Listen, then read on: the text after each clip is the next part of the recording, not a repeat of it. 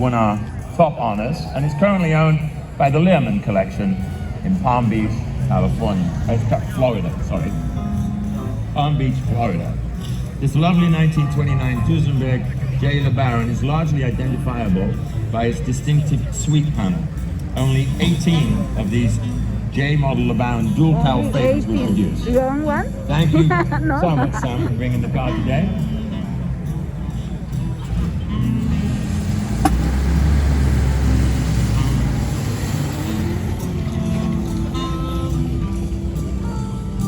In 1983, top honors went to a 1930 Isotta Fassini, Tipo 8ASS.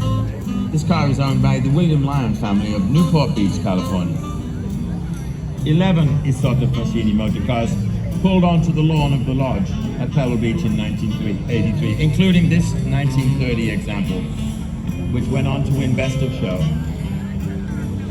Thank you so much for bringing the car today.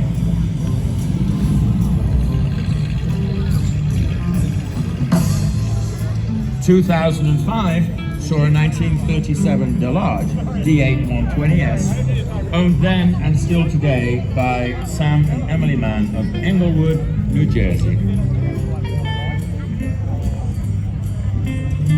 This winning car was a prototype originally commissioned by Louis Delage himself, who approached Marcel Portu to create a very special coupe for the Paris Auto Salon of 1937. Thank you, Sam and Emily, for bringing it today all the way from Englewood, New Jersey.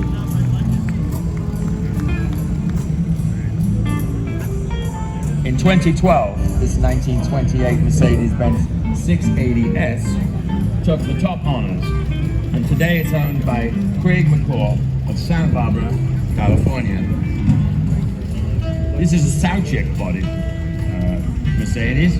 Quite a rare body on a car like this. Of course, it's the only one ever made. It's just marvelous embodiment of everything that is Mercedes-Benz.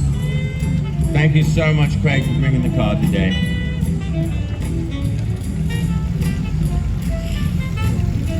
And next, Craig's brother Bruce with a 1929 Mercedes-Benz S, which won in 2017.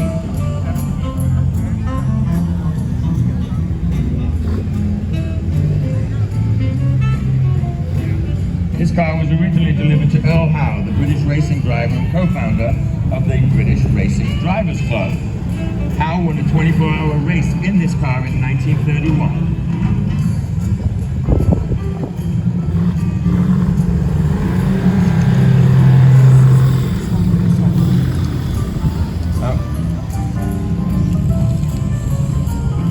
In 2011, we had our first Voisin winning car, a 1935 C25 owned by Peter and Merle Mullen of Los Angeles, California. These unique cars were built by aviators Gabriel and Charles Voisin. They have a 3-liter sleeve valve engine, developing a top speed of approximately 85 miles an hour. The interior of these cars is absolutely amazing. If you haven't seen it, you should look at it before it leaves the field. Incredible. 2011 saw a Voisin, that's the same one. Next, in 1987, a 1928 Minerva Type AF, owned by Laura and Jack Boyd Smith Jr. of Elkhart, Indiana.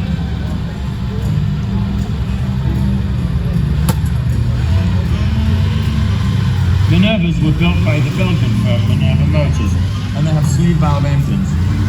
This is a transformable town body car built by Hibbert and Darren.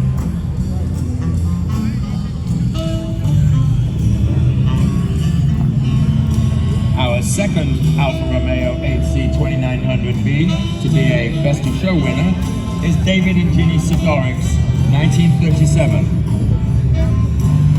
This car came from Beverly Hills, California. David went on to win the Best of the Best award with this car, and it was presented in Paris.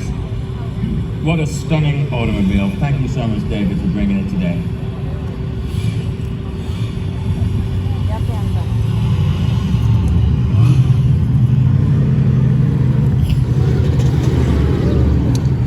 car is the 2003 winner, a 1936 Bugatti Type 57 SC. Merle and Peter Mullen and Melanie and Rob Walton, Los Angeles, California, own this car. And it's a very famous car, one of only 3 of these Atlantics built. Just a stunning automobile. The body on these cars was made of magnesium, hence the rivets down the roofline, because it couldn't be welded at the time. Lord Victor Rothschild of England first registered this Bugatti in 1936 when it was a new car, but it was soon returned to the factory for modifications to increase the ventilation as it was unbearably hot in the cabin. Thank you so much for bringing the car today, Noel, Peter, Melanie, and Rob. 2007 saw the 1935 Duesenberg Escalade Mormon Meteor, presented today by its owner Harry Gagey of Cincinnati, Ohio.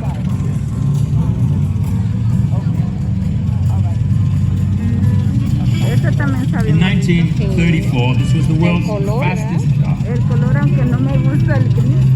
averaged 135.47 miles an hour for 24 hours on Bonneville on the Salt Flats. It was a new world speed record. Thank you, Harry, for bringing this monster today. It is just an incredible Duesenberg. Listen to that exhaust. Wow.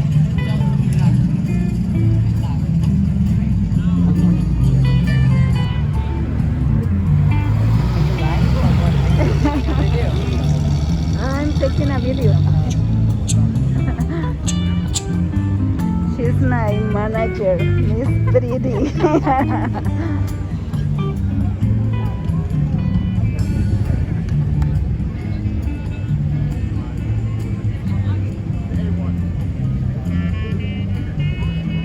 Here we go with the 1937 Alfa Romeo 8C 2900B.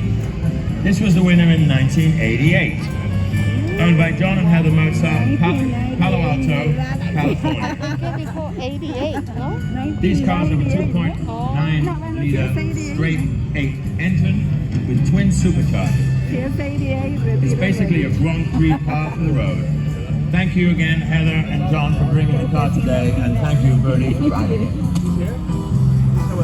Porque es 1998, eso está muy joven, ¿no? Y esos son ya muy clásicos. Muy reciente.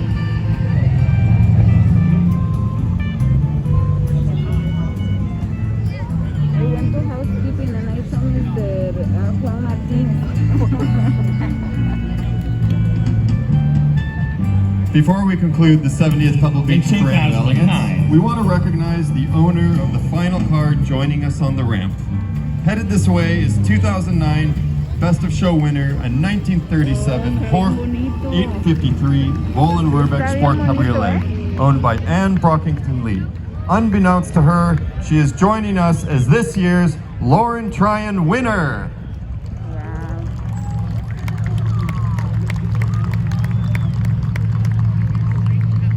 The Lauren Tryon Award is named in honor of a man who served as co-chairman at this event for 27 years.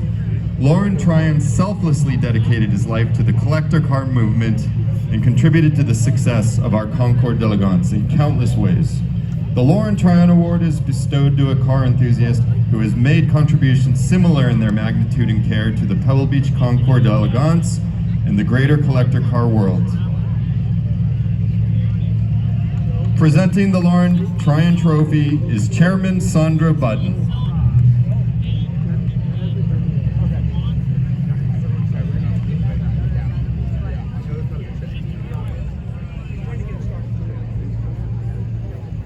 I am so glad. Okay, we're gonna come out here. Wow, el mar mira bien pasivo, bien tranquilo.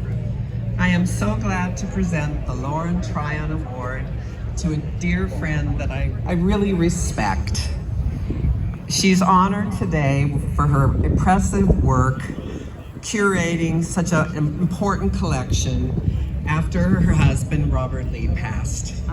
She's really kept this collection alive. Okay, Miss Pretty. See you. Okay. She has one of Thank you. the Thank most you. largest group of Pininfarina cars. So beautiful, and she's sharing so many with us. And her unique eye is really honed in, and she's continuing to buy and sell and curate her collection. She has a lot of joy when she's around cars. So I'm honored to recognize her today. Thank you, Sandra. Yeah. Let's look this way.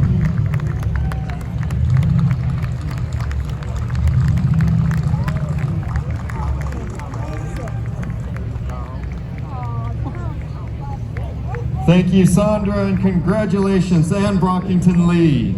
Be sure to keep an eye out because we have 6 of her amazing cars here with us today. She is such a sweet lady. We're so lucky to have her here, and she has some amazing cars. Congratulations.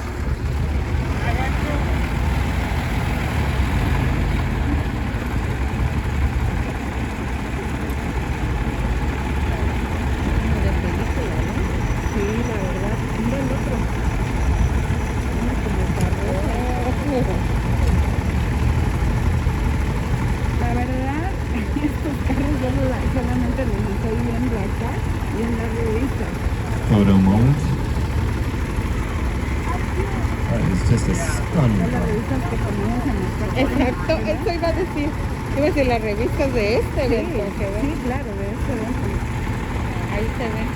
We are now ready to begin the Class Awards, which signals the next lap in the journey to unveil our Best of Show winner. The cars about to roll over this ramp represent the best in their class as chosen by our class judges. Those first-in-class winners advance to the winner's circle, and from there, the judges will make their final selection, and the Best of Show nominees will be asked to come forward. To start us off on the Class Awards, please welcome back to the mic, Martin Butler. Ladies and gentlemen, Class A1, Antique. And third in class is the 1910 Peerless 27 Roy de Belle's Tourer, owned by Robert and Jackie Lederer of South Barrington, Illinois. Peerless was one of the 3 P's: Peerless, Packard, and Pierce.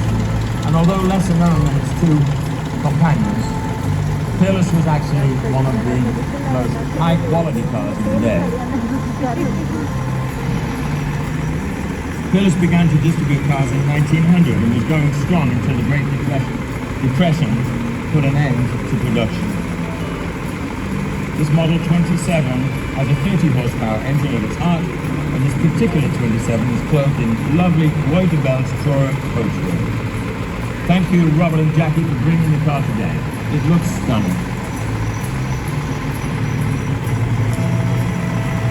And second in class is a 1914 Packard 138 5-passenger Fit, owned by Joe and Janice Ponzoni of San Marino, California. This car is also a double winner, winning the Ansel Adams Award. The Ansel Adams Award is presented to the most desirable touring car of its era. The trophy is named for the photographer who served often as an honorary guest at this concours. The winner receives a photograph donated by the family of Ansel Adams. This model 238 Packard was introduced in 1912.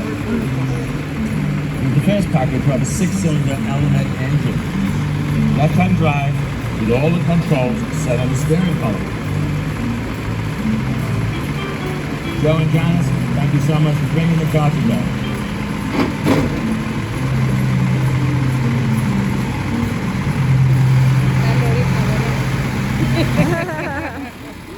And the first place honored in the antique class is our 1910 Winton 17 7-passenger Tourer. This is owned by the Schuster family of Reading, Connecticut. Winton became famous in 1903 when a 2-cylinder 20-horsepower Winton called the Vermont was driven across the country from San Francisco to New York City when very few roads had ever been built. That was 1903. Mira, qué In 1908, Winton introduced its bonito. first six-cylinder engine. This 48 horsepower Model 17 was introduced in 1909, and it continued in production until 1914. Thank you again to the Schuster family for bringing it all the way from Reading, Connecticut.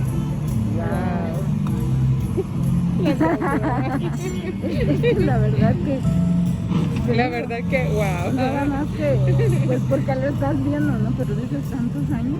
Sí. Our next class today is A2, the early electric cars. Puede hacerlo. Gente de Early mucho electrics dinero. were very popular. Wow. And ¿Cuánto vale actually, eso, no in dijeron? 1900, there were more electric car manufacturers than Lo gasoline. ocupo de They were ¿cómo se llama? Mi preferred by pobre lady amigo. drivers at the time, as there was no need to use a starting handle to start them. This 1901 Columbia Mark XXX1 is a Victoria Phaeton owned by Nick Gruel of Sanbornton, New Hampshire. It's a very original car, and it was discovered in the 1930s in Massachusetts. Massachusetts.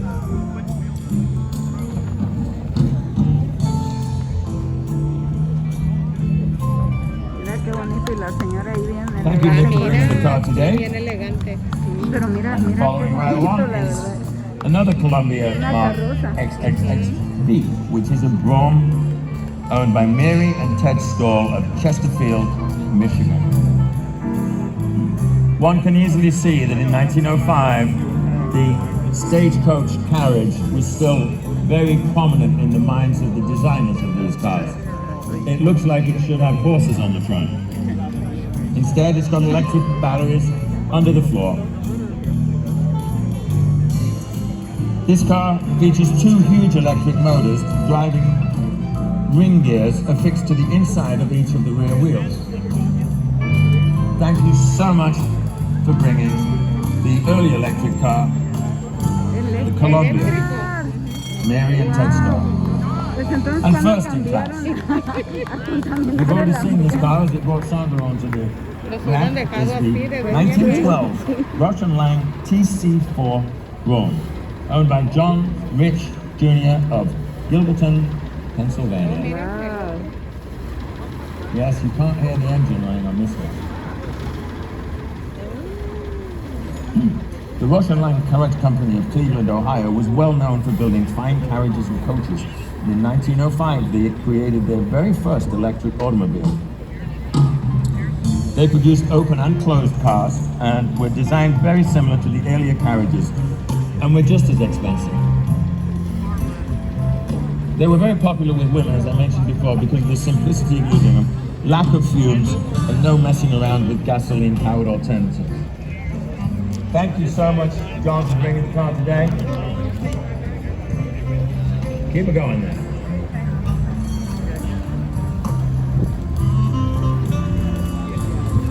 Mira, Dora.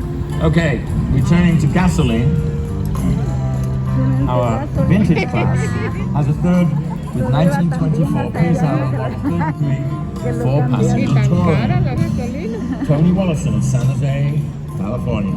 San José, Okay. California. The Pierce Arrow Model 33 was introduced in 1921. Hay que It's apoyar. powered by a six-cylinder L Hay que comprar that produced a little over 70 horsepower. These cars were always elegant, stately, and exclusive, and they rivaled many of the other luxury marques of their day. The 1924 Pierce Arrow Model 33 four-passenger touring. Thank you, Tony, for bringing the car. Es mi mamá. Yo. Second place in our vintage class goes to the 1960 Packard 125 Twin 6 Runabout. They were called a Twin 6 because they had a V12 engine. This is owned by Nicholas and Shelley Short of Newport, Rhode Island. The Packard Club estimates that 3,600 of these examples were built on this chassis, but only 20 of them exist today, and only 4 are the first series runabouts in existence. Wow. This Twin 6 runabout shows the superb craftsmanship that made Packard famous. Its instrumentation includes a speedometer, odometer, ammeter, fuel gauge, oil pressure gauge, spot lamp, voice motor meter, and a Waltham clock. Otros también, ¿verdad? Pero pocos.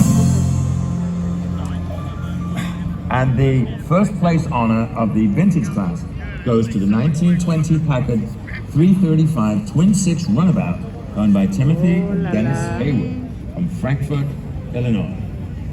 Illinois. Y luego ya viste en los trailers que los traen. This Oh, model wow. 335 four-passenger is a rumble Oh, street, mira que rumble el seat, negro. not rumble street, rumble seat roadster. It was built in 1920, the first year that Packard had a factory body made in-house. This car is the earliest known Packard with this style of body, and it was put away in a barn in Michigan in the early 1950s and remained untouched with its original paint and interior until 2012. Thank you again, Timothy and Dennis, for bringing the car today, all the way from Frankfort, Illinois.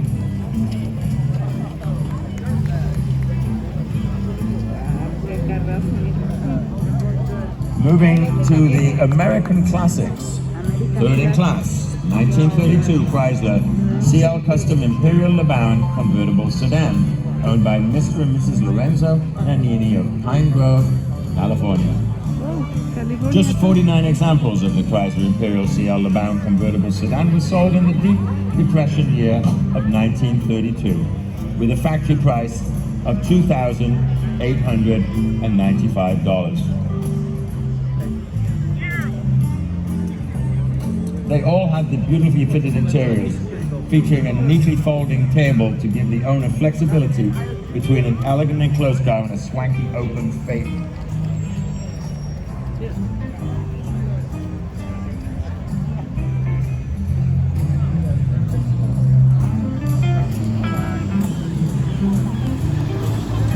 Second place honors goes to a 1937 Cord 812 Phaeton, owned by Laura and Jack Boyd Smith Jr. of Elkhart, Indiana.